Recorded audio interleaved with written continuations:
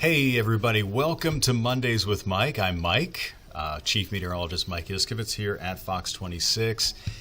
And, well, do you want the good news first or the bad news? The good news is our temperature is probably going to stay in the 80s, even in the afternoon. Bad news is we are looking for day after day of rain, much of it probably heavy, and so that is going to put us at risk for flooding this week. So I actually have 5 things that I want you to know about the weather this week, and the first is all about the stormy setup that we're going to have. So I'll go into a little bit of detail for you. Might get just maybe slightly weather nerdy just for a moment, but I want everybody to kind of understand why we're forecasting so many days of nasty weather. So let's take a look. So the first graphic I'm going to show you here is, I have it titled Moisture Levels. So there are a lot of different parameters in the atmosphere we could look at that tell us things like how much moisture there is in the atmosphere, how stable or unstable the atmosphere is, how much shear there is, how much twisting there is in the atmosphere, so many things. This is one that shows us how much moisture is in the atmosphere.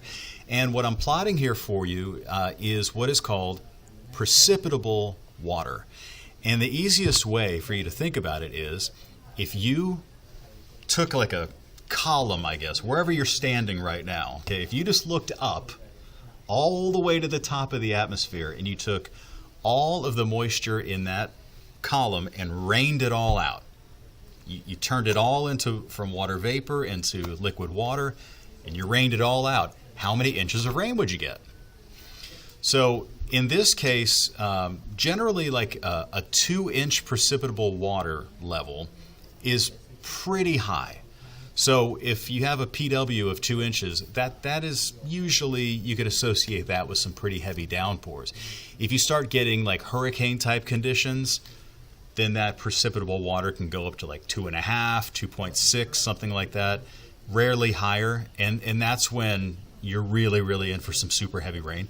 And it also varies from time to time through the year. Just as an example, a 2-inch precipitable water in December would be outrageous versus in June or July, it would be kind of normal. So in this case, I want you to pay attention to the dark colored greens, and not eating dark colored green, because I understand those are supposed to be good for you, but I mean greens on the map. So let me put this in motion here. So this is tonight, or it depends when you're watching this. This is Monday at 10 p.m. and you'll see deep moisture out in the Gulf of Mexico, but also some of these dark green colors here around the Houston area as well. So that's going to provide ample moisture for us to see additional thunderstorms forming. But look what happens as we head into tomorrow or into Tuesday. Now you're getting that really dark color coming in, which is very high precipitable water values, well over 2 inches. And then looking ahead here at Wednesday, same thing. Notice there is, though, what we would call a gradient here, where you have the really dark green or high levels of moisture, and then it very quickly turns light as you go over to Austin. So that's what you would call like a moisture axis or moisture gradient. It's basically a front. So that is going to concentrate the potential for really heavy rain from Houston down to Galveston, down to Pearland and Angleton, Freeport, those spots. And even Baytown over to the east of Houston. It's going to concentrate that chance for seeing heavy rain in those spots. And then as we head into Thursday, once again, that darker coloration and the highest available moisture is along the coastal areas with some improvement inland. But this means we're going to see like Monday, Tuesday, Wednesday, Thursday of very heavy rainfall threats, especially along the coastline. And now looking ahead at Thursday night, you know, it looks like those moisture levels are going to go down. Now, keep in mind that could change. That was the GFS model I was showing you, by the way. I want to share with you 3 model projections of how much rainfall we could be getting here. So this first one is what we call the GRAPH model, and the GRAPH stands for, Global Rapid Update Atmospheric Forecast Model, GRAPH. And it was developed by IBM, which used to own our weather vendor. Anyway, it's a good model. It does a really, really good job with our local forecasting. So let's go ahead and put this into motion here as we take a look ahead at the total rainfall from Friday, at the time that I'm recording this live, midday Monday, all the way through Friday. So here's today through Tuesday, where we start to see some of these streaks of blue showing up. And now we'll take it through Tuesday night, where we start to see a lot more of the blue streaks. Now that legend is at the top of your screen, so anything that's blue is more than 4 inches of rain. And then when you go past blue into that sort of darker pink magenta color, now you're talking about maybe 6 inches of rain. When we add on top of that Wednesday through late in the day on Wednesday, well, look what we have now. We start to see some of the white showing up, and that's where we're above 8 inches of rain, 9 inches of rain, maybe 10 inches of rain. And again, as I just showed you, notice how that's concentrated for our coastal counties. For Monday night into early Tuesday, there actually is a chance for heavy rain for our northern counties, like Montgomery County, and then heading out west to Waller and Austin counties and those surrounding areas. But it does look like Tuesday, Wednesday, Thursday, Houston, Galveston, Angleton, those spots are going to be favored for seeing some of the heavier rain. So this one only takes us through Thursday. It'll only go out 72 hours. These next two models will take us out longer. So this is the GFS computer model, which stands for Global Forecast System. That's our American computer model. And again, this one, taking us through Friday, is showing really heavy rain along the coast, south of Houston and east of Houston. So that bright white is showing up for Freeport, for Lake Charles, and for surrounding areas. So this is where we're looking for, again, those potential 10-inch rainfall totals when all is said and done. Interestingly enough, the GFS model does not show that much rain over Houston proper. So that would prevent, serious urban street flooding in Houston, but you don't want to get caught, under where those 10-inch downpours are going to be happening. This is the European model.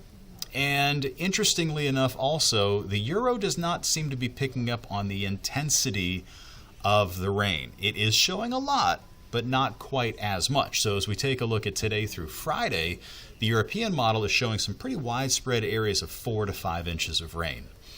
From Houston down to like Manville, Pearland area, Missouri City, and then back over to around Baytown and Liberty and those spots. I mean, right now, I would kind of tend to favor that GFS solution more. We'll see. But that just seems to be a little bit more in line with kind of what we're seeing develop here. As far as what the National Weather Service is predicting for us, for some reason this is not showing up here for me, but just suffice it to say, there we go, let's see, that, there we go. So this is the excessive rainfall outlook for Monday and Monday night, where you see 5% and 15%. If you break it down essentially by a county, these are actually separated into circles that are like 50 miles in diameter. It's a weird way to do it. Nobody understands it. But if you were to sort of take the average size county, what are the chances of having flooding taking place or flash flooding taking place in those areas? The yellow highlighted areas is where we would have a 15% chance today and tonight. And then the green is where we'd have a 5% chance. So right now for Houston, 5% chance. For the Woodlands, Huntsville, Brenham, about a 15% chance, or, within about a county-sized area there.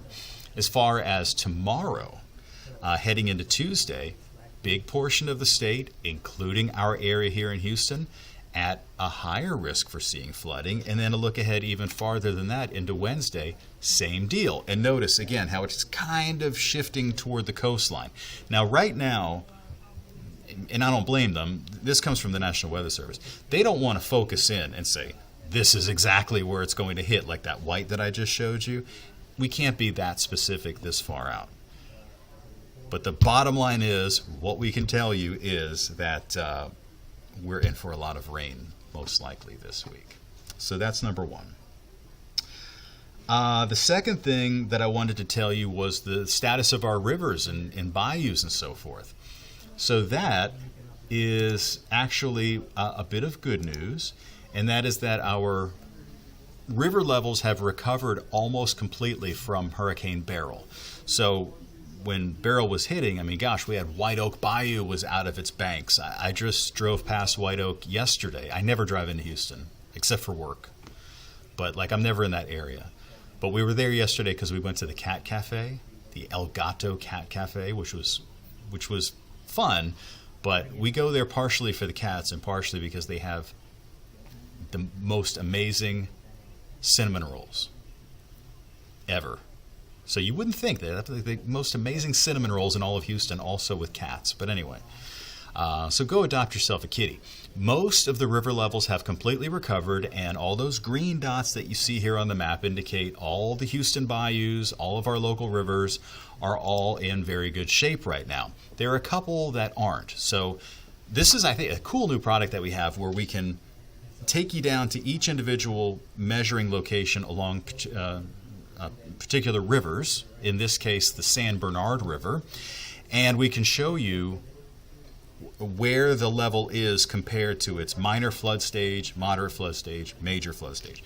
So right now along the San Bernard River, we are at what's called action stage, which means like watch. You got to watch it in case it rises. You're not at flood stage yet, but it's getting near the top of the banks. So the San Bernard River at East Bernard, action stage is 13 feet. We're about 2.5 feet above that.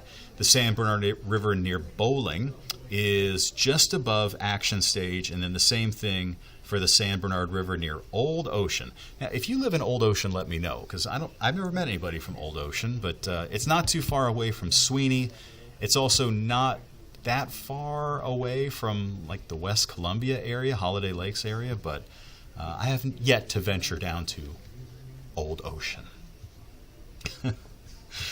So the next thing that I want to talk about here, and there's going to be a little break in the edit here because I have to go run and record something. It's a busy, busy Monday. But I will be back with number 3. All right, so I'm back. Maybe I edited it and you didn't even tell, but I had to. Mondays are the busiest, especially when I'm here by myself like today and the weather's active. Just really busy, which is why I have my Gary the Snail coffee mug that I use on days like today, where he's got kind of like a mad look on his face. That's Monday. So anyway, let's get to it. The third thing that I wanted to share with you was rainfall this year. I went ahead and decided to add it up because I knew that we had put together that we were running way above average. So IAH, so that's Intercontinental Airport, Bush Intercontinental. Since June 1st, 42.7 inches of rain. Now, that wouldn't be crazy to get in an entire year, actually. But that's what we've gotten now from January 1st through July the 22nd. In an average year, our pace through today would be just shy of 28 inches of rain. Last year at this time, we had about 30 inches of rain. So we're about a foot, almost 13 inches ahead of where we were this time in 2023. At Hobby Airport, we've had 37.5 inches of rain so far this year. On average, we would have about 29 inches, and last year we had 20. Now remember, last year was drought. It was big time drought last year. So we are now at Hobby Airport about 17 inches ahead of where we were this time last year. So I thought that was pretty impressive. All right, now moving to Galveston. And a lot of people may not realize this, but Galveston actually has less rainfall than Houston does. You might think that to be a little bit odd because Galveston's right on the water, right? But there are mechanisms in place like a sea breeze and daytime heating and things like that that focus heavy rain inland. So most of the time you get morning showers for Galveston. Most of the time, the typical pattern, and then it kind of moves inland and gets heavier during the afternoon. It's not always the case, but that's on average what happens. So since January the 1st, Galveston has had almost 35 inches of rain. On average, you would have only about 21 and a third or so. Last year, at this time, Galveston had 15.9. So this year, 34.8. So we're way, way, way ahead of last year. And finally, this is the craziest part. And those of you who live up there, if you're watching us from Walker County or San Jacinto County or Polk County or Trinity County or any of those spots, you know exactly what I'm talking about, and that is Huntsville. Since January the 1st, Huntsville has had 64.38 inches of rain. 64 inches of rain. What would you have in an average year?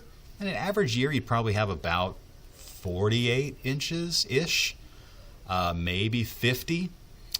Anywhere in the upper 40s to low 50s would be a pretty typical year in the Huntsville area.